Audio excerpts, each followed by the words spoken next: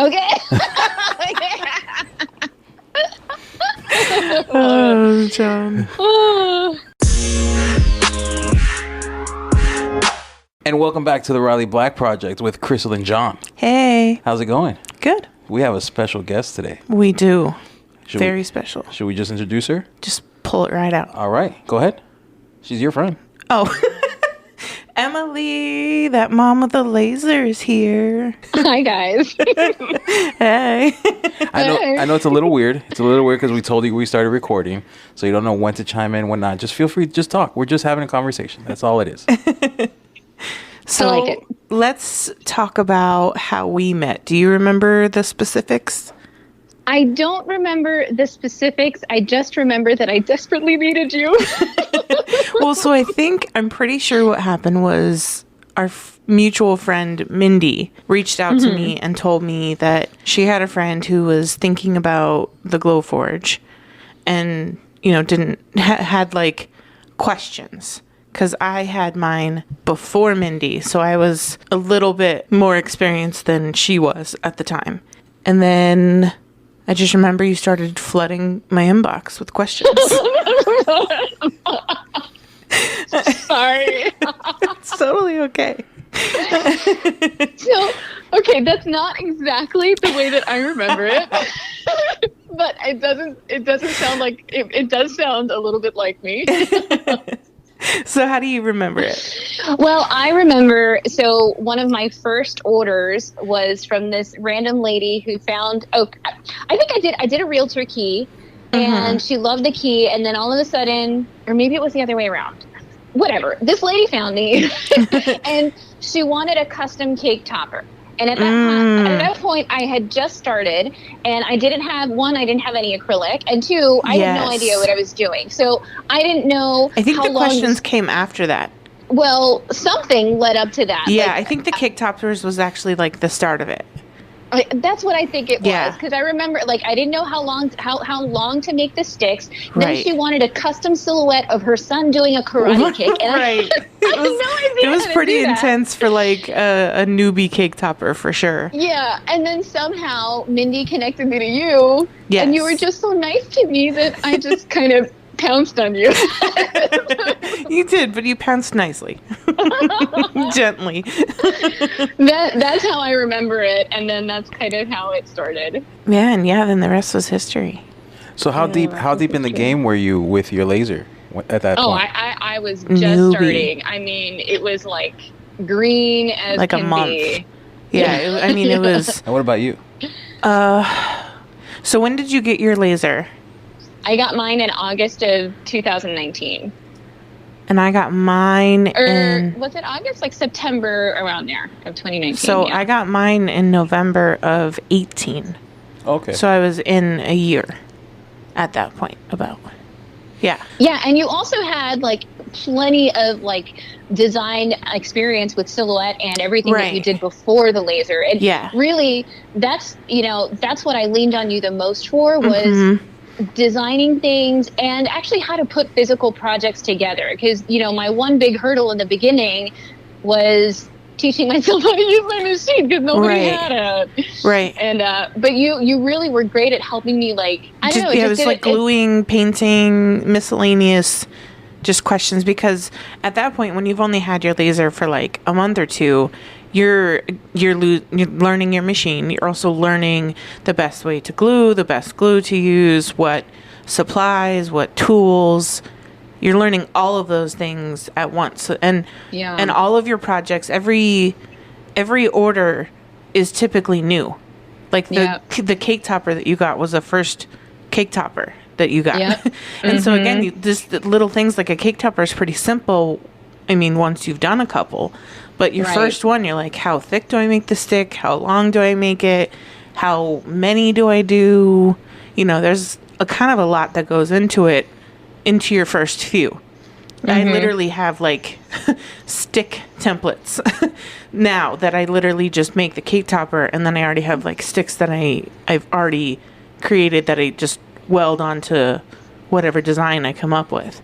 Right. So, little things like that, where if it's like my first LED sign. A whole lot went into that. And now I've kind of perfected my way of doing them. So they're still difficult, but they're a lot easier than the first time you ever did one. Kind of like those name signs that you did a lot of, especially in the beginning.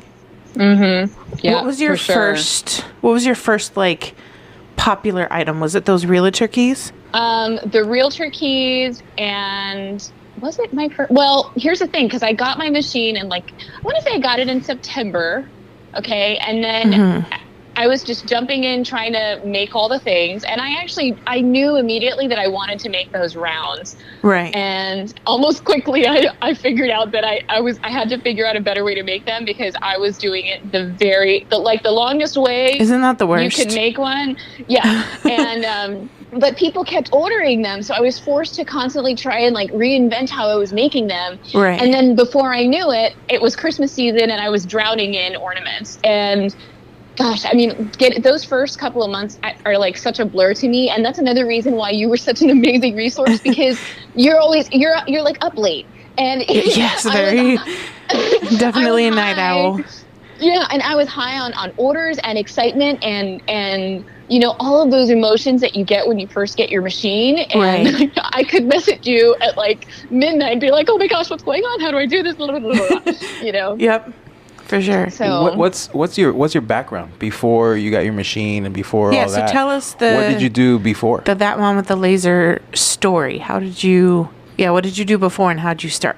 Isn't that something? That is such a good question. You know, I was talking to my husband about it the other day, because you know how, like, I feel like for me, for a long time, I was just lost trying to find my way, you know? Same. And I remember telling a girlfriend of mine, Carol, that sometimes I felt like people maybe thought I was a crazy person, because it's like I was constantly going from one thing to another, you know? And I didn't want people to think that I was like this inconsistent person, but I was just trying to find where I belong. Well, and you have to try it in order to figure out if that's actually what you want to do or not. Exactly. And I'm the kind of person that I'm like, okay, I'm going to give it a go. And I don't mind it not working out for me, but it started to get to a point where I just felt like I had jumped around too much. And so my point is, I bring up Carol because she told me this quote that has just stuck with me forever. And I'm sure you've seen it. Not all who wander are lost. Yeah. And that's very much how now that I'm here, I look back and I'm like, all of those stepping stones got me to where I am. So to answer your question, what did I do before That Mom with a Laser? Well, I'll try to keep it short. After college, I got married and I went straight into education. I got a degree in psychology. Although I did not want to be a psychologist, it was just it was the only thing that I could go to class and like stomach, you know. But I knew I was going to get a degree in psychology, and I did not want to be a psychologist. That's so funny. Figure it out. It's horrible. But my degree was in finance, and I knew I absolutely did not want to do anything with finance, but it was what my job paid for because it applied to my current position. But I just wanted a degree. I was like, just give me the piece of paper. Me too. So I got my degree, and then I graduate and I go right into education, and I became a high school history teacher. Wow. And right out the gate? I did. I was a retail manager for Hollister for like 3 months. But your first teaching was high school history? High school history, yes. Wow. And can I tell you, I mean, that's another great story, but we only have an hour, so we have as long as you want. True. You're funny. Okay, so at the time, they still did like summer educational recruitment things, events. So like schools would go set up at a university in like a big cafeteria hall room kind of thing. I don't even know. And like each school had a table, and you went and you waited in line for the schools you wanted to apply for or interview for on the spot, and then they would call you back later and let you know if you got the position. Okay. So I'm right out of college, very high energy as I normally am. Imagine that. I remember my husband saying, okay, if you are going to teach at any public school, this is the one school that I am the most comfortable with you teaching at. Yeah. And so I'm like, okay, I got this. And I walked right in. I kid you not. the lines were super long. I'm waiting in my line for the one school that I'm like, okay, I have to land this one. Like, I don't know why, but this has to be the one. Yeah. And I remember I sat down, I spoke to the principal. She had me go back and forth with her vice principal, who was on the other end of the table. And I was like there for like 20 minutes when all the other interviews before us were just like a handful of minutes. So I'm like, man, the people behind me must think I'm like, Right. that's it. They've lost it. And she hired me on the spot. Wow. It was really awesome. And so those people behind you were right. Well, and the funny thing is, some of them did get hired, but I met them later on, like during teacher planning week, and they were like, we were watching you wondering what the heck was going on with this girl, So, so I went into teaching, and then from teaching, about 4 years in, I taught high school history, AP human geography, and ninth grade world geography. And one thing led to another. I ended up getting surplus, but at the same time, we wanted to start a family, and so I ended up staying home. So what does surplus mean? Yeah, that was going to be my question. Oh, okay. Sorry. So surplus is when there's not enough money in the budget to keep you at the school that you're at, and they have to move you to a different school. Okay. Okay. So, I mean, it was pretty depressing because I had worked so hard to develop the kind of relationship that I had at this school. I had great classes. Now they were going to put me at a school that was like an hour commute from home. Oh, man. I don't know anybody. They're probably going to give me all the classes that all the other teachers don't want to teach, Right. So we, and whatever, we wanted to start a family. So I ended up staying home and having kids, and I've been a stay-at-home mom ever since. And from teaching to now, I have dabbled in other things, trying to make, income. Yeah. Partly because we needed the money, and another part is because I have it in me. Yeah. And I imagine you would need something to do. Right. Sense of purpose. Yeah. Other than just being a mom. Right. Yeah. And so actually one of the biggest contributors to why I feel that Mom with a Laser is becoming what it is actually happens to be the time that I had in network marketing. So my mom is an esthetician. I don't know if you know this, Crystal. I don't.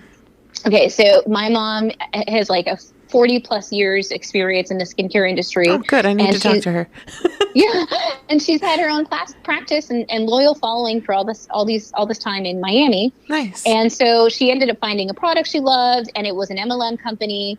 And somehow I just dove in with her, and really what I got out of it was so much personal development and mindset training that I think really prepared me for being the entrepreneur that I feel that I was meant to become. Yeah. So I did that. I did pretty well. Like when they give you like a Lexus, and then they send you off to like trips. I mean, I earned all of that stuff. It was pretty cool. I'm not surprised at all. But then the babies came, and it just became even more demanding, because at the time, the team that I was leading, it was just really big, and I couldn't handle it all. So I just really took time off to be a mom. And then I dabbled in, like, I would make crafty stuff all the time. From like baby shower invitations. Me too. Yeah. Yeah. But all with my Cricut. Although it's funny, I had a Cricut for over a decade, and I never once made a t-shirt or cut vinyl. That's so funny. So what did you cut with it? I mean, you can cut, paper, invitations, like cardstock. That's it. Yeah. And like stuff for my classroom, and like my bulletin boards. It was truly just something that I used as a hobby. And then I think at one time, when my son Jacob came around, I made a bunch of paper flowers, and I sold those. I also dabbled in VIP Kid, which is like this online teaching. Oh, right. I've heard of that. Yeah. But again, it was just my newborn. He would like wake up screaming in the middle of a lesson, and it just didn't work out. Yeah. So anyhow, long story short, those are the two biggest influences, though, was the time with, the network marketing and the time as an educator. But I've always been a creative and crafty person. Like have you seen my Halloween costumes? I think so. I think you've showed me a few of them. Yeah. I'm a little obsessed with dress up. Halloween's one of my favorite holidays. We used to have huge Halloween parties in Colorado, and then when we moved out here, we didn't have the parties because I mean we had literally just moved in the first year, Right. and then the next year things it was a rough year for us that following year, and then the following year was a pandemic. So we have all of these amazing Halloween decorations that we've never put up that I am Well, that we never put up in this house. Yes, but I'm determined to put them up this year because it's just one of my favorite holidays. So I love it. So Yeah. much fun. I'm obsessed with dressing up. I always make my costumes from scratch. Love I'm it. just, it's always been in me. Right. And then right around the time that I was supposed to, right before I got my laser, that's it. It was time. We were done having kids. Our oldest was going to school and I was going to have to go back to education. And I kid you not, I mean, I was mentally preparing myself for it. Not that I didn't want to go back to the classroom, but I swear to you, Crystal, I really felt like God had other plans for me, and I wasn't living to my full potential. For sure. I felt like that too when when we moved and ended up quitting my job. It was the same thing. I was miserable. I knew that was not what I wanted to do, and it was my like forced opportunity to try something else. Right. Well, so that's when just kind of everything just beautifully, the stars aligned. Yeah. Mindy posted, you saw that snapshot I shared Oh my gosh, the other that was day? so funny. Yeah, the memory or whatever, and it was like a $189. I don't even know what it was, but she It's like sent a desktop this. CNC. Yeah, but and at she the time, sent a I had no idea. screenshot of it to Mindy, and she said, "Is this what you have?" And it's literally their like text conversation, and it's this again a desktop like CNC machine, only like just under $200. And she's like, "Oh, is this what you have?" And Mindy, I think, even was like, "Ha." Mindy's like, no, I have a laser." And then she was like, "And it's $4,000." So, Like, what is a laser? yep. And that's what started it all. And the next thing I know, I end up getting this machine, and everything starts to change. Everything. So I don't know how I don't know if I'm fast forwarding too far, but how does YouTube and how do your videos come into play? Where does that come in, or is that like way down the line? We'll talk about first how. So you kind of were in like the Glowforge group because you were considering one of those at first, and then you went to the Aeon, but then how you turned Eon. I cannot. Eon. Yeah. And then I said, how did I say? It's okay. She used to say Doral shut up. instead of Doral. That's how you say it in English. Wait, I totally missed that. She used to call it Doral instead of Doral. I called it Doral once. Okay, see, it's Doral. See, I'm with you on this, John. Yeah, but in English, So when she says Eon, because this is what Heather said. How do you say coral? It's the same word with a C. nah. With the Spanish people, it got real quiet. Okay, so back to the story. Yes. Oh, you guys are funny. Okay, so long story yeah. short, I go see Mindy's, and then I start finding all these different laser groups, and I find out, Eon's only like 3 hours away. I end up going and seeing the machine in person, and then you go and see it, and you're like, oh, okay, well, this is a really nice machine. Right. So, but what ended up happening, and this is how I'll segue into what happened with YouTube. So I'm in the Glowforge groups, right, and I'm with Mindy and Crystal, and gosh, these people are so like inspiring, and it's full of women. It's full of women making beautiful crafty things that totally speak to my crafty heart, right? And then to teach myself, so I'm in those groups to teach myself products that I want to make and how to make them. They're very helpful, teaching you, like you said, Crystal, like which glue to use and how to put it together and blah blah blah, different techniques. But then I had to use the other laser groups because they could teach me about a Ruida controller and light burn and everything that that does not apply to Glowforge. Yeah. Yes. And so for me, I felt like I was standing on the outside and I'm in two different worlds, and I could see a stark difference. And the main difference is the industrial lasers are all male dominant, not, whatever. I don't care. It's just, it is what it is. Right. So all of their discussions happen to be dominated with gun engraving and flag making. Okay. Wait. We can engrave guns with your machine? Some of them, yeah. And if you use like you should see my husband's eyes right now. yes, Wait, yes, I'm it a can gun be guy. done. I am a gun guy for the record. We can do gun things good. with this one. Yeah, I told you that. Oh, okay. Oh. Continue. So, I've got those groups, and that's what the conversation seems to, be dominated by. And then I go into the Glowforge groups, and it's like Easter tags and ornaments and, stuff that I would want to make. And so I kind of felt like there was a gap, because I knew and that there was had also to be the tone that came with those groups sure. as well, as far as women. They weren't exactly it, and it would happen even. It was definitely less in the Glowforge groups, but it would still happen to where you'd post something, and there was always this. Oh, I don't even know how to describe it. Like a snarky. It was just a not supportive comment, and there would always be like one from this guy who you could kind of just. He gave off the vibe that he was pissed that women were in the industry. And so we would always we'd always be sending each other screenshots. Like, look at this guy, that he's whatever. And it was just, it was frustrating, because you'd be like so happy about a project, or you'd have a question, and then this condescending male would show up, and you'd like feel really defeated and frustrated, and just it wasn't a good feeling whenever it happened. And because of the more male dominated industry, especially with your machine, like you said, with the more industrial machines, I remember you coming to me and just saying, I feel like a space for women is something that we need.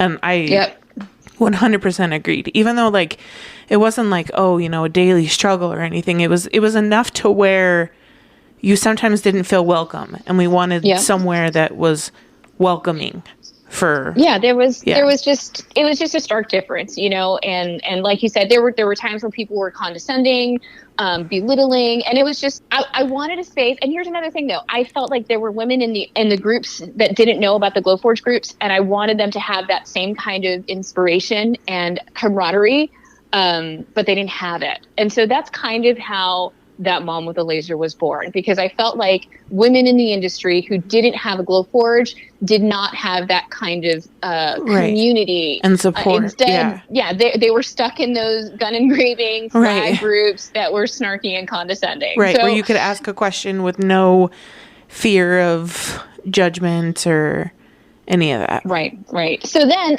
so I created the group, but we didn't really. There was nothing. I didn't do anything with it. I just kind of if it happens, it'll happen. I'm just gonna kind of own the name, right? Just in case. And then fast forward a few months later, I'm way more comfortable with my machine. And another thing that I noticed when I was trying to teach myself was, again, most of the content on YouTube. And it's there's nothing bad about it. It's just, here I am, a crafty mom, and everybody teaching me how to use my controller and Lightbird is a man engraving a gun and making a flag. Right. And so I feel personally attacked by this podcast so far. Have you made a flag before? No, I haven't made a flag, but I've looked to purchase one many a times. And so, where is the girl showing me how to make an Easter tag with a machine that is not a Glowforge? Right. And then, and a lot of times when I was trying to teach myself how to troubleshoot stuff, I'd look on YouTube and it would take 45 minutes to get to the point. And I've got 3 small children running around me as I'm trying to teach myself and fulfill orders. And I'm like, I've got to do something. I'm like, I think I'm going to start a YouTube channel, and I'm going to make fun projects, and I'm going to make it quick and effective, and I'm going to get to the point, and I'm going to teach it like I taught it to my high school students. We're going to go step by step, and I'm going to explain everything to you as best as I can. Yeah. And that's how the channel started. And from one thing to another, people started finding me, and they actually enjoyed my content. Right. And now this is where we are. I'm a little YouTuber. And now that you say that, I didn't know you were a teacher before. Now it makes perfect sense why your videos are the way they are. Because they are entertaining. They are they bring you in. And I, as a school teacher, obviously you have to keep the attention of your students. So it makes perfect sense, because I am, forever a 10-year-old as well. So, yes. The fact that your videos are, even though I don't know what you're talking about because I don't engrave anything, whenever I see Crystal like watching one of your videos or whatever, I find myself kind of like, oh, that sounds cool. And like looking over her shoulder, kind of like listening in the background. But because of that, it makes more sense now. Yeah, definitely the teacher background helped the content for sure. Can I tell you, John, I love hearing that because I don't know if Crystal's ever shared with you. There's something in the group called the That Mom with a Laser Challenge. No. Oh, yeah. You have your own challenge? Well, I didn't make it up. The members did.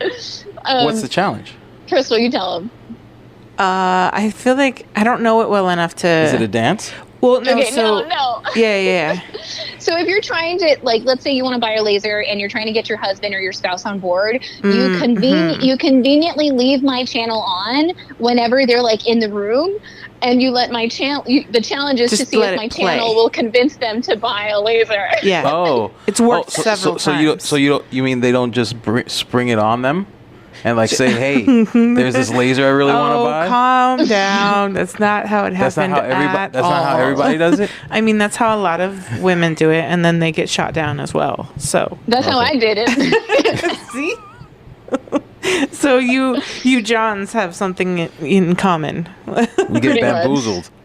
Bamboozled. He was like, what? It's $4,000? Well, right. I went from. But don't you believe in me? Right. Yeah, and then they're in that awkward position, like, well, yeah, and then, do. And then the laser comes to the house and it doesn't work. Oh yeah. Oh no. And that all was of my a rough moment. all of my doubts get validated right there in my face. So your first Glowforge didn't work? Nope. Right out the box. Oh. Yeah, it was pretty bad. So we were already nervous about which I'm sure all lasers have them, but the Glowforge, its optimal temperature for a basic or a plus is up to 75 degrees. And then for the Pro, it's 81 degrees. So I was worried about, it's Florida, and right. like we keep our house at 75. So it's like, well, if that's the limit, then is this going to run in our house? And so then when we got it and immediately it's telling us it's too hot to do anything, we're like, oh, great, here we go. And so we like raised it up because there's like a fan on the bottom of the Glowforge that kind of like cools it down. And everyone was telling me like, oh, make sure that air can get to that. And so we put it like up on like, some pieces of 2x4 so that it was like, not flush, and so that it could give it some airflow. We added, I will say that what used to be in my office is warm because that's now where my shipping station is. And every time I have to ship something, I'm always sweating because it's warm in there and there's no fan in there. So anyway, it was a warmer room, and we had like an AC unit, and those portable ones. And so we hooked up this portable AC unit. We literally had it like blasting on the Glowforge, and it still was never cool enough for it to work. Oh my goodness. And so, yeah, then we went through the dance of Glowforge support, and it come to find out that the temperature, some temperature sensor or something was probably broken, and I had to send it in for a replacement and get a new one. So that's when John's fear was definitely not calmed when it showed up and we needed another one. But thankfully that second one arrived, and it worked pretty well for 2 years. So inside I was like, well, there goes $4,000. Yeah. Hold on. Is this when the saga with the hijacking of the UPS truck and your parts to your Glowforge happened? No, so that was, I forgot about that. So that was one of my first few. It wasn't actually Glowforge parts, I don't think. But wasn't it material? So it was material. So it was my first big job, and I landed these custom wood awards. I remember those. Yeah. And so it was my first big order. It was like a $200 order. And she wanted them all in cedar. And so I ordered like a whole bunch of like custom, well, not really custom, but I ordered a bunch, you know, a whole pack of cedar because there was like, I think 12 awards. And so I needed a ton of cedar because it was the actual award and 2 levels of the base and extras, you know, whatever. So, and she was literally about to like approve a proof for another company, but they were in another state and it wasn't exactly what she wanted. And she wanted to be able to have a little bit more freedom. And so we didn't have a ton of time. So we're already kind of on a time crunch. And then, so my box of cedar, happened to be on a UPS truck that was hijacked. And so there's probably no chance of me getting that said box of cedar. Right. So I had to order another. I called them and like begged for them to like overnight it, and you know, what could they do for me? Oh. And so thankfully they were super amazing. They sent out another box that same day or the next day. And then the day that it was set to arrive, that's when that super tragic shooting and another UPS truck was hijacked. And I was like, this can't be happening. Because, like, my package was coming that day. Was it? And so, no, thankfully my box was not on that package. But, I mean, that one was a super horrible situation because, I mean, the driver ended up, like, passing away and getting caught in the crossfire and all that. But, yeah, so there was 2 UPS truck hijackings, and one of them ended up taking my material, and the other one was on the same day as I was supposed to get the replacement material. But yeah, that was craziness. But thankfully we got it all done, and I mean, those awards, they're still one of my first few projects, but they're one of my favorite. They turned out really, really good. So so back to the your YouTube channel, how difficult, because I have a TV background, so how difficult did you find it, like getting that started and off the ground? I know it had to have been intimidating with the editing and everything like that. Oh my gosh, that's funny, but now that you're making me think of this, I'm like, you must watch my videos and be like, this is horrible. I watch it. I definitely watch it through a different lens, but it's still as entertaining and good.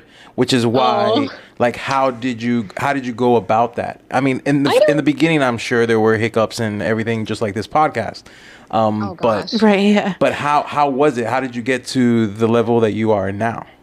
I really just it's kind of a blur. Yeah, all of my first videos are horrible. I cringe when I watch them. Right, same. And I remember Chris was telling me, like, you probably want to do them in like horizontally, And I'm like, yeah, well, because you started on IGTV first, and all of that was I thought I was like, I need to do them vertically because IGTV is like a new thing, and that's the route that I'm going to go. And then the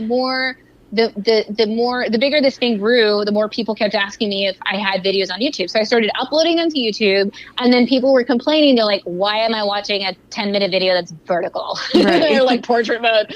And I'm like, okay. So then I just started switching it up, and then I started doing it the correct way. And I don't remember how I found the app that I use. I use an app called Video Shop, and I have done all of my editing, everything right there on my phone. In the car line, waiting to pick up the kids, any free moment I had, because editing, as you know, takes forever.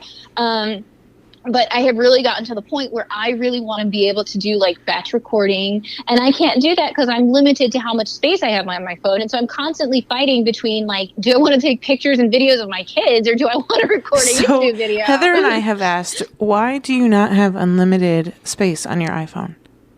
Oh, I don't know. It's $10 a month. I don't know. Sounds like she will be having unlimited space now. So I am a picture and video hoarder because I never get rid of anything. I don't have time to sit there and go through and like delete out ones that I don't need. I literally have kidding? That's all I need to 25,000 pay? pictures. I have 25,000 pictures. Not even, I think I have like 4,000 or 5,000 videos on my phone. I don't delete anything from. Crystal, I'm dying here. Are you telling me that's all I needed like to do? $10 a month, and Oh and you have an iPhone, right? Yes. Yes, it's $10 a month, and you get unlimited storage, and you don't have to delete anything. I remember when we did that first like TikTok video with like the painting brushes, and you ended up deleting some of the bloopers, and Heather was like, you remember you telling us that, oh, I had to delete it because I didn't have space for this or that, and she was like, why does she not pay for storage? Like, I've had to pay for storage since. Hold on. So you were telling me that you guys knew this way back when. We told you. Just telling me now. No, we told you then. No. It's all right, Yeah. Emily. It's the immigrant mentality in us. We're given a certain amount of space, and we don't think there's any upgrades. Meanwhile, the us hoarders. Well, hoarders, or the white folk who know that you can just pay for more storage. Yeah, $10 a month. Put it on your business.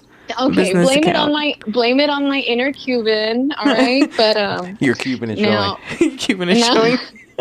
My Cuban is showing. She's got like 4 phones, right. all dedicated. No phone plans, all dedicated for space. Just storage. Just storage. 4 phones. She's been through 4 phones. Oh, that's so funny. So okay, well, long story short, I do everything on my phone, but I am getting ready to. I just got a legit YouTuber camera or whatever. I have to learn how to use that, and I'm getting a better computer that's going to be faster, and I'm going to start learning how to do my editing on a computer. So I'm upping my game a little bit. Maybe Upgrading. We'll see. Well, I will tell you, your game is on point for someone who hasn't been using a computer and hasn't been using like legit stuff. So your workarounds have worked. Definitely, yeah. Yeah. Your process is effective for sure.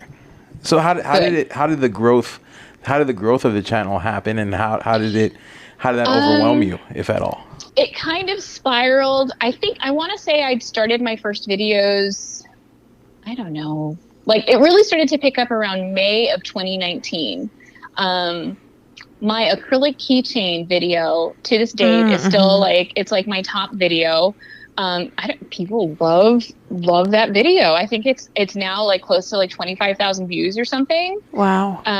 Yeah, that's pretty cool. And that's when things just started to really spiral out of control.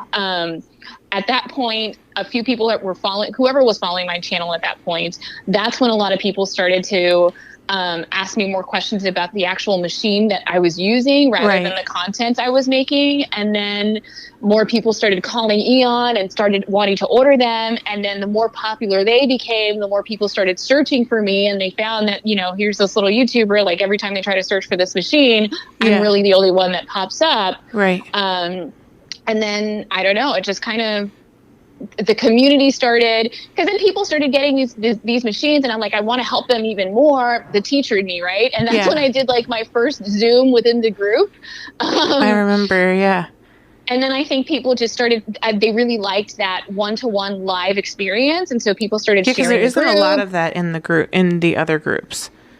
There's like maybe tutorials here and there, but there's not anything like training or tutorial or the Zooms. None of that was really in any of the other groups I'm in, and I'm in a lot of groups. And that's kind of one of the things that I also really love about the That Mom with a Laser Facebook group specifically. It's really become its own little thing.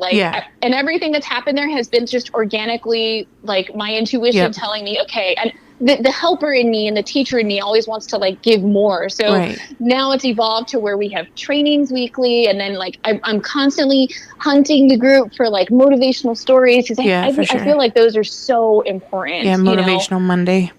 Yeah. Yeah, just kind of it gives people perspective, because there's people at all different stages. There are the people who are just starting out. There are the people who don't even have a laser yet. There's, you know, who don't know. They're scared to quit their job, or they're scared to, you know, get more serious and turn this from a side business to an actual like business, or a hobby into a side business. So those motivational Mondays, definitely, a lot of people said that they, you know, it helped them, give them the motivation. Yeah. And then, you know, along the way, which has been kind of like an indirect thing of doing these trainings is, you know, so I'm constantly out there looking, you know, who has a skill and is open to sharing, right? And I find myself constantly networking too. And it has brought some really great people to come and speak to the group, like Sarah Sewell, for example. I mean, her Flourish group has helped a ton of people. And then, you know, that one time that I reached out to Becca Cordis, the hand letterer, and now, I can't believe it. She invited me to be on her YouTube channel. And I'm like, oh. So that's really exciting. So yeah, I don't know. Well, and I mean, every time, just been my intuition. Every time you post something, it started very early on. Every time you posted something, especially after your first few YouTube videos, the questions were always, how did you do this? And when is the tutorial coming? Because it was the comments were, oh my God, that's so cool. How? And so then it just kind of like, I mean, you listen to the people, I guess. Yeah, I try to really, I feel like I'm constantly in the field, really listening to what people need and what people are looking for. And so I try to cater my channel to them. Like, what are the questions that I constantly hear, and what are the questions that I can answer? And my goodness, the list is too long. I have so many videos I want to make. Yeah.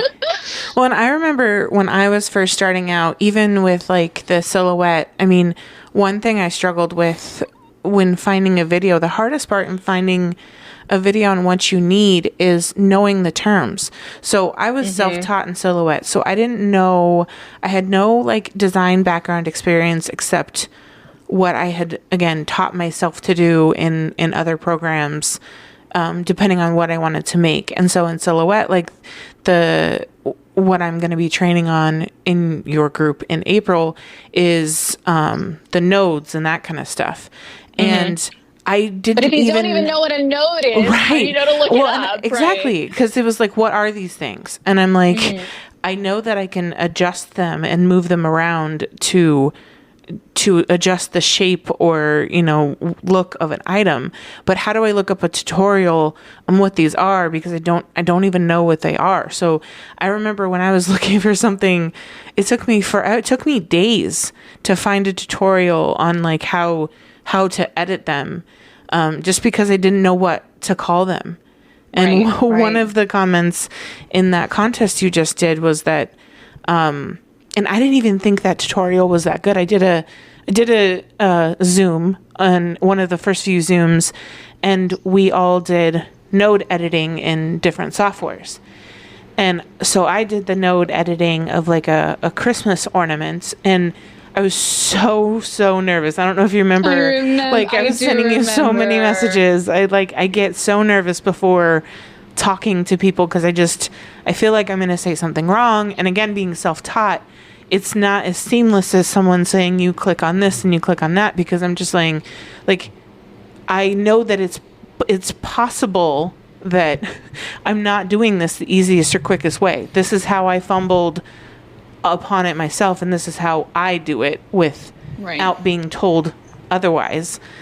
And one of the girls, same way. Sorry, go ahead. Well, I was just gonna say that one of the girls in the comments of your contest were like, oh, you know, Crystal's node editing training like literally was life-changing for her as far as her design and being able to make stuff.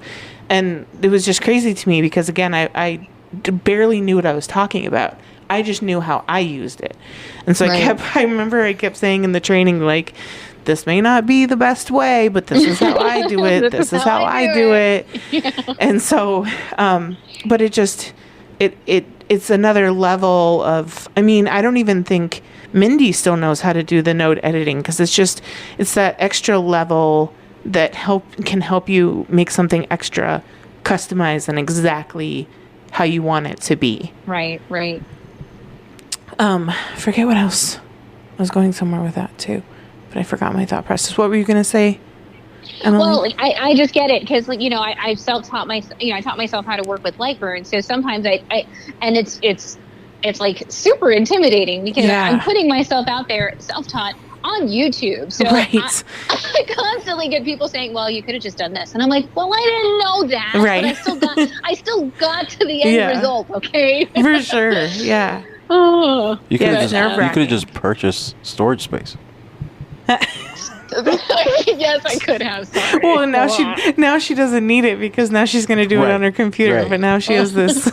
And you have no idea. My oldest brother, he gets so mad at me because we have a family chat in WhatsApp, and I always have to leave the chat and delete the app because I never have enough storage.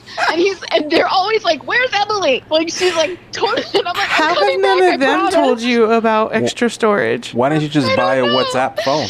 Well, because a WhatsApp phone. A phone just for WhatsApp. Phone? Yeah, a phone just for WhatsApp. Well, because they all have Androids, so they're just thinking it's like they're like, you stink with your little iPhone. Like, whatever. I'll come back when I upload this video. That's so funny.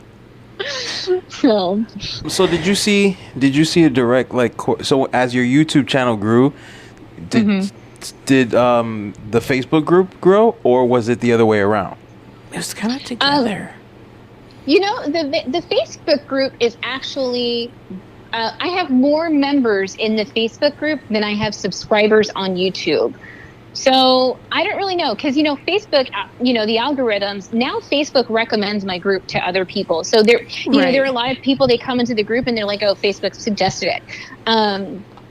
So I don't really know. I have seen people say that they found you from YouTube, though. I have seen that several times. A ton of people do. Like they find me on YouTube. They're like, oh, I like this stuff, and then they look for me on like Instagram, TikTok, wherever it is. And so a lot of them do end up in the Facebook group because they found me on YouTube. But since we're talking about like YouTube and stuff, you want to know something that is cool?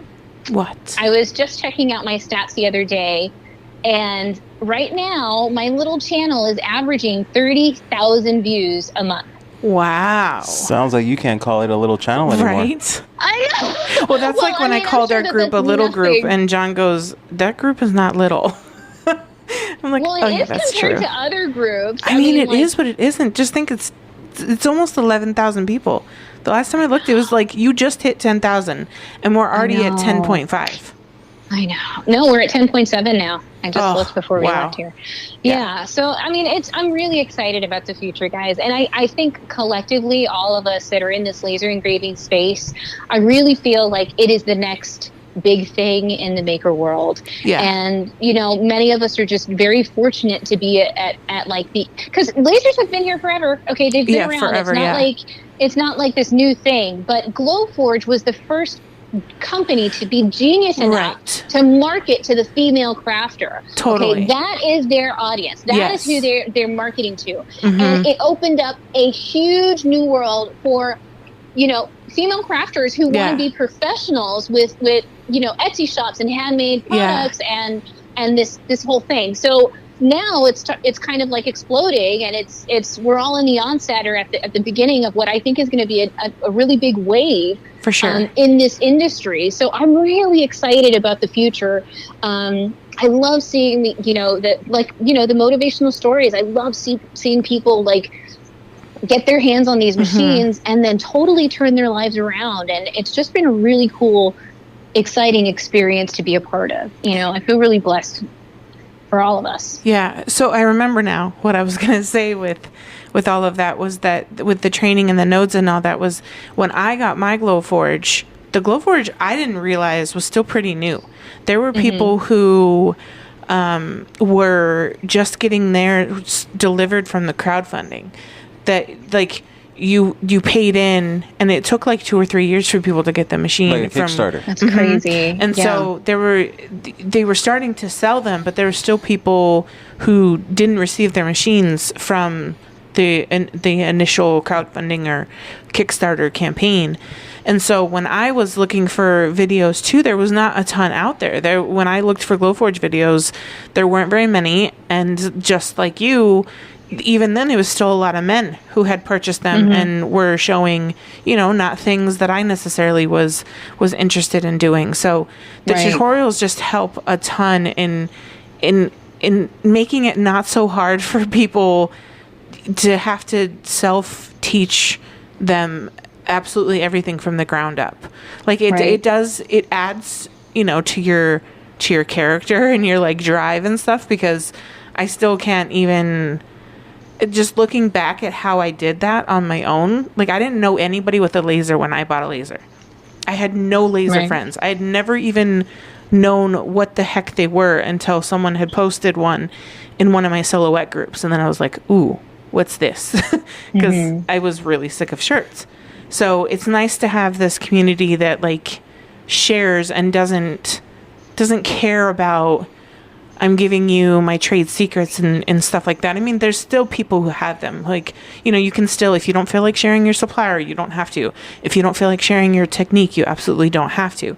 But there's so many people who share their techniques, and even just the simplest technique. I remember how scared I was of trying 3M. And Heather made me try the 3M adhesive. And what adds to its scariness is the price, because it's pretty expensive. And so you don't want to spend all this money trying to figure it out, and it costs you money, because again, when you're starting out, you don't have a ton of money.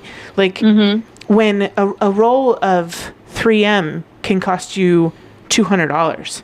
There was points in my business account where I didn't have $200 to give. Otherwise, it meant I can't buy wood, I can't buy acrylic, I can't, Listen, all those rounds I was making in the beginning, I hand glued them because there was no way I was going to go buy that 3M stuff because it was too expensive. But now I'm like, 3M is life. Oh, I don't. I had to look for glue the other day because I had an issue with on that sign that LED sign I just made. My 3M wasn't sticking for whatever reason, and so I actually needed to like use glue.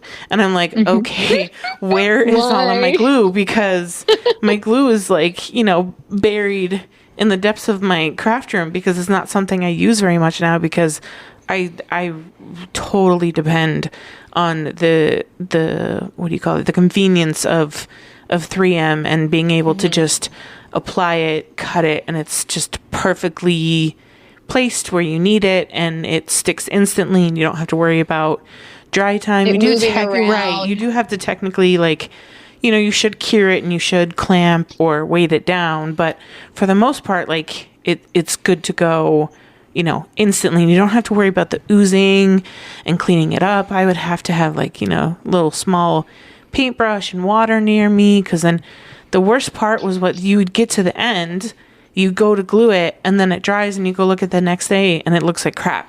Because glue had oozed out and you didn't notice or clean it up, and now like you have to try and fix it or scrap the whole thing and start all over. But just little things like that. It took Heather and other people giving small tutorials on how to use it for me to feel comfortable enough to actually take that leap into what is now one of my absolute favorite tools. Right. And that's probably a conversation for another time, but you could also probably talk about, or maybe right now, I don't care, it's up to you guys, the different types of 3M, because a lot of people think it's just one type. Well, and so I mean, technically when people ask me, there is the 300 LSE, which is low surface energy. That is best for like acrylic to wood or wood to wood applications. And 467 and 468 MP. I don't know what the MP stands for. I forgot about that one. But that one is good and best for acrylic to acrylic. Now, when I tell people this, I also literally just grab the one that fits my project. I don't go out of my way. Like if it happens to be 300 LSD and I'm doing, wood to acrylic and it's the size I need, then I'm like, woo, bonus. But if I have this piece of, 467 that's in the, this 3x4 piece that I need, I just use that. And I've never really had any issues with things not like sticking or I've never had any like, reports of, oh, my sign fell apart or anything like that. So I do give that disclaimer that this is what I've been told works best for each application, but I totally just, of one of those three, I just grab the ones that work the best. And so they all go into the best durability. Some of them are a little bit thicker or thinner. So like if you get a 3M that's too thick, you might actually see like the gap between the two things that you're or like gluing together. I have noticed that like you might. Which one is the thickest one? Is it the 300? I think so. It depends on the project. But I know what you're talking about. Right. And so those are the three that I feel are the best and kind of work interchangeably. But I mean, there's a ton of 3M. And that was the hard part too. When I first found out about 3M was when I looked it up on Amazon, there was 100 different kinds. And it was like, oh God, I don't know. I don't know which one to choose. So those are the three that are the safest and a good start for, depending on what you're doing. Gotcha. I just use the same one for everything. Yeah, exactly. That's what I tell people. I'm like, I just grab the one that is the closest to me and the size that I need.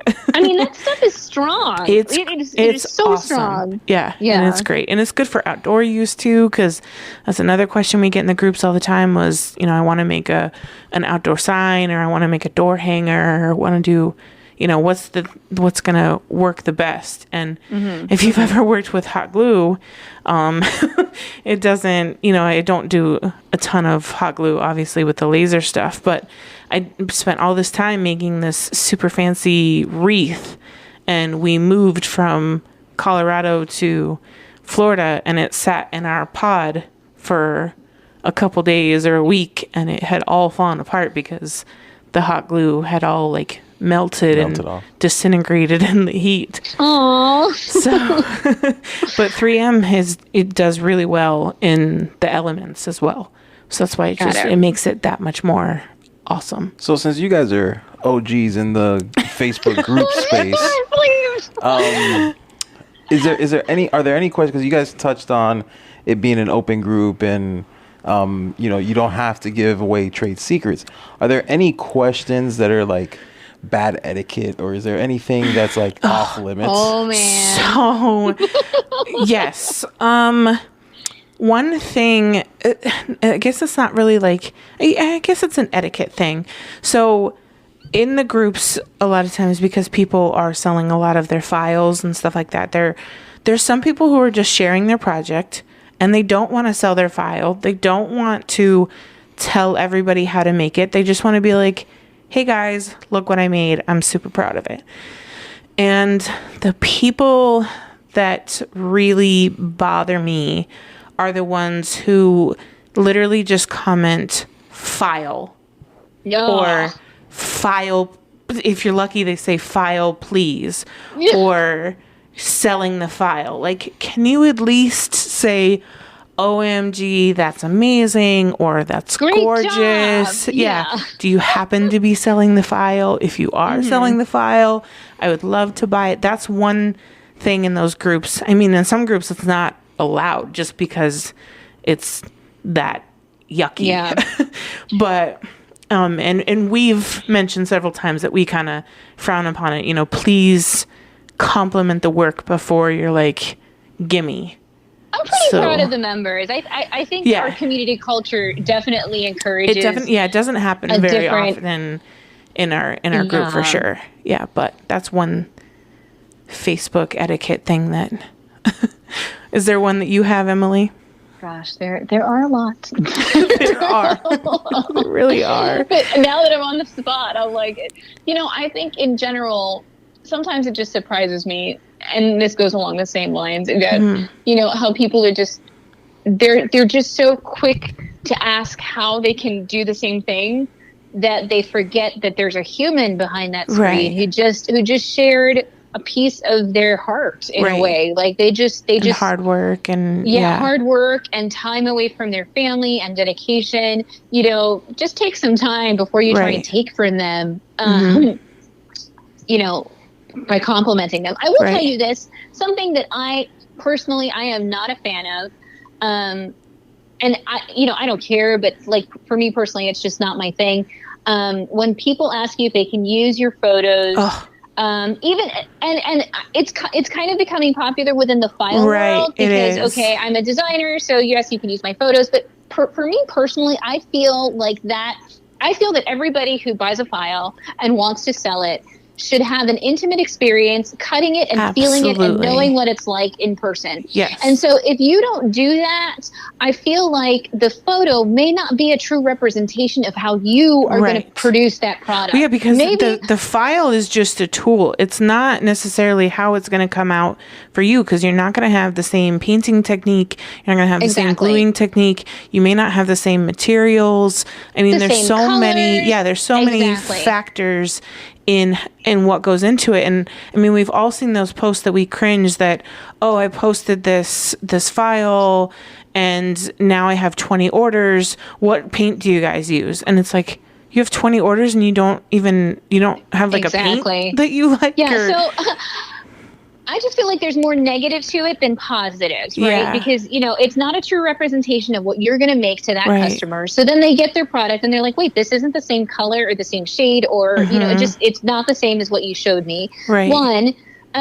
Two, then you get like all of the same Etsy sellers posting the same photo on Etsy. I know. And then that's confusing to the consumer. And I don't think that's fair to them. And okay, fine. Some people are like, well, you can't put it on Etsy, but you can put it, in your personal Facebook or in Marketplace. But then there's another person putting the same photo in Marketplace. And again, it's confusing. So, I think, and then we're also just like enabling people. Like, no, you buy the file, make it your own, do the work that went into it. There's a lot of work just in making the file, finishing it, and photographing it. Right. And so personally, I'm not a big fan of that practice. I really feel that that's something that an entrepreneur and a business person should do on their own to reflect their own branding. Maybe you're using the same file, maybe everybody's using the same file, but how are you going to make that file your own? Yeah. Exactly. And so that's one of the things I really don't like when people ask about it, because I don't know how to politely or say, when they don't ask and just do it anyway. Well, that's a whole other issue. That's a whole other issue. Okay. But I don't like, I don't like saying no. I'm a yes person. It's and so I feel bad. I'm like, how do I politely say, please do not, and use the photo? And I guess that's how you would say it, but I still don't like having to say it. Having to be put having the question asked, I guess. But it's hard. Have it in your Etsy listing, like I've now put it in the last listing, like, please do not use these photos. But then they'll still ask, because so they either haven't read it or they think that if they ask you, you're going to still tell them yes. And then it's just weird. So they don't read. I have my poor Etsy is, I have like 14 different like stops and preventions from, because people don't read. And so I have to like put it in their face that I sell digital files. There's no physical items in my shop. You have to check off the personalization. Yes, they have to, and they still don't. I still get their initial, so I started, first I didn't do any, it was, it comes up with this personalization box when they add it to their cart. And the personalization message says, type yes if you understand that this is a digital download. There will be no physical product sent, no refunds, whatever, just a short blurb about what they're purchasing.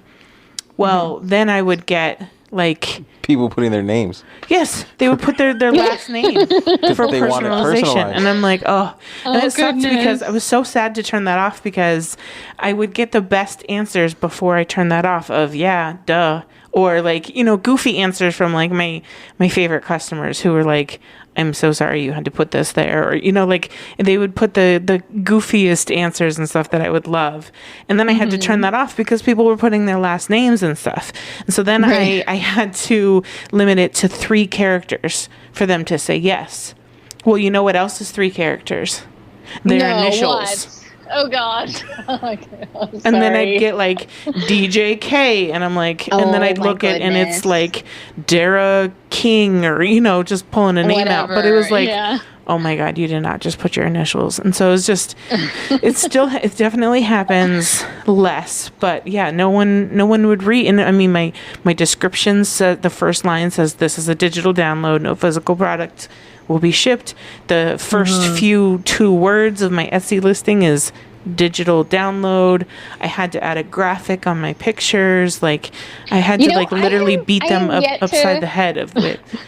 I've yet to run into that. Like, I have heard of it happening to a lot of people, but I've yet not. It took me a while. It didn't happen right away, but after I hit about, when my shop hit about 1,500 sales, I think is when it really started to happen more. And it's so weird because like Heather, she doesn't have any of that. She doesn't have the personalization. I mean, she has it like in her description. And she doesn't have that issue. And she might have it in like a couple of her, like, I don't know what her listing photos look like now because she's kind of done some like shop revamping, but like she's had it a couple times, but I was getting it like, I mean, it was almost every day to a certain, like, and it happened more towards specific items. Like my watch band stand, that was really popular. And so it would show up as like a bestseller, and not a lot of people were actually selling the physical item. And so they'd see mine, and there wasn't like there wasn't other listings for them to choose from, so they would just purchase it.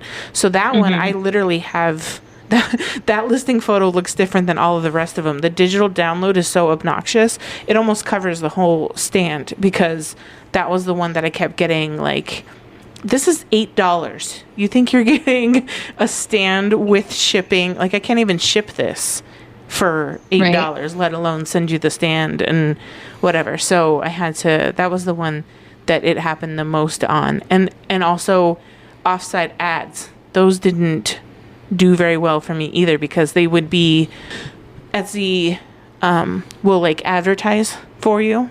And when they would advertise for me, it wasn't clear to that audience that these were digital downloads. Right. A couple people didn't even know what a digital download was. So even if they saw that wording, it didn't stop them to think of, I don't know. For me, I feel like if I saw something and I didn't know what the first words meant, I would maybe ask. But people didn't. But thankfully, all of those things have finally kind of started to make way, and knock on wood, I haven't had one in quite a while. But good. Yeah. Little Etsy tangent there, but... So Emily, do you have are you on Etsy still? I know the videos take up a lot of time, and all your many other ventures take up a lot of time. Do you still make physical products? Are you more digital? Where can people find you? Gosh, the brand has really... The brand is strong. The brand is doing... I'm so proud of it. Yeah. And there's all these different facets to it. So I am starting to... Yeah. Okay. So we've got the group that I run, the YouTube channel. The Etsy shop is now strictly digital files. I still do a few physical products, but it's only because I like to say yes. I have a hard time saying no. Same. And so I still take on, private clients that I have locally. Friends and family, basically, yeah. Yes, but gosh, why am I so friendly? I got too many friends asking me No new friends. No new friends. I'm joking. No, I'm joking. It's true though. I mean, because if it's anything like me, I'm the only one that my friends know who make this kind of stuff. And they really do it from a place of like, I want to support you, but then they also feel comfortable ordering from you. And us, it's hard to say no, but then, and it's not like we have a ton of people to send them to necessarily either, depending on what they're looking for. So I struggle with saying no, and even I'm trying to go more digital and less physical products this year too. It's definitely hard, but at least for the Etsy shop, that is strictly going to be digital. And, sometimes though, taking on an order, I do it if they're okay with me making a tutorial on it or creating a project on it, because I always need content, you know, and so I struggle with it. But I'm moving away from physical production just because I can't handle it all. I'm like, I'm one human being over here, and I'm trying to manage it all as best as I can. So. Yeah. Does that answer your question? Yeah. I was just wondering, didn't want to, like, if you were making physical product, which I couldn't imagine that you were, but in the off chance to see, where people could find you. Well, we've tied you up long enough, I believe. Want to thank you for being on the podcast. Thank you so much. Thanks for making time for us. So tell everybody, if they don't already know at this point. So your group is That Mom with the Laser on Facebook. That Mom with a Laser on Facebook. And then YouTube. And That Mom with a Laser on YouTube. That Mom with a Laser on Instagram. And the same for TikTok. I'm everywhere. And Etsy as well. That's your shop name on Etsy, right? Yeah. And Etsy too. Yeah. Digital files. And you just released some new rainbow files. Oh, my goodness. Yes. The rainbows are really cute. Those are popular right now. Yes. So is there anything going on in the background that we could look forward to? That you're willing to share, guys, or just stay tuned? There are so many amazing pieces but I can't put it out there yet. I'm like so excited, but I can't say anything. Okay. All right. Well, stay tuned. We won't then. Push. Okay. Well, I will as soon as we get off the phone. I'm just kidding. Stay tuned. Well, thanks for being on, and thank you guys for listening, and hope you enjoyed it. And that's been the Riley Black Project with That Mom with a Laser. Yeah, there we go. All right, guys. Thank you. Bye. Bye.